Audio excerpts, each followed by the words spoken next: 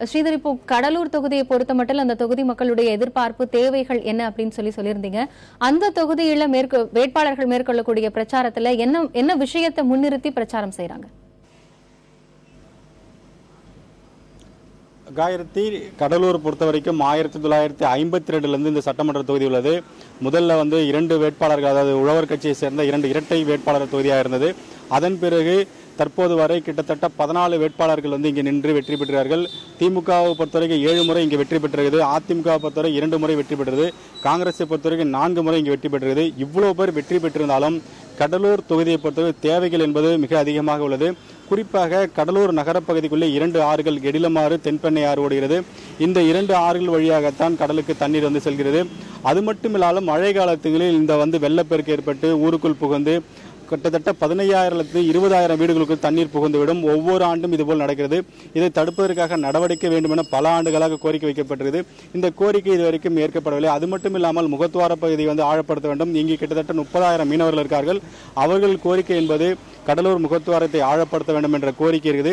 இந்த 2 கோரிக்கையை பிரதானமாக வைத்துதான் தற்போது தேர்தல் களத்தில் அதிகமாக உள்ளார்கள். குறிப்பாக இந்த தொகுதியை பொறுத்தவரைக்கும் 14 சட்டமன்ற உறுப்பினர் இருந்தாலும் இந்த முறை, அதாவது குறிப்பாக 2011ஆம் ஆண்டு கடலூரில் தொகுதியில் வேட்பாளராக தேர்வு செய்யப்பட்ட MC சம்பத் தற்போது அமைச்சராக உள்ளார். ஏற்கனவே இருந்த எந்த சட்டமன்ற உறுப்பினர்களும் அமைச்சராக இல்லை. ஆனால் இவர் மட்டும் தற்போது அமைச்சராக இருந்தால், அமைச்சர் வந்த காரணத்தால் இந்த தொகுதிக்கு பல்வேறு நன்மைகள் கிடைக்கும் என்ற நம்பிக்கை இருந்தது. ஆனால் அந்த நம்பிக்கை என்பது இந்த 5 ஆண்டு காலங்களில் நிறைவேற்றப்படவில்லை என்றே சொல்லப்படும். ஏனென்றால் மீண்டும் அவரே தான் அதிமுக சார்பாக தற்போது கடலூர் தொகுதியில் போட்டியிடுகிறார்.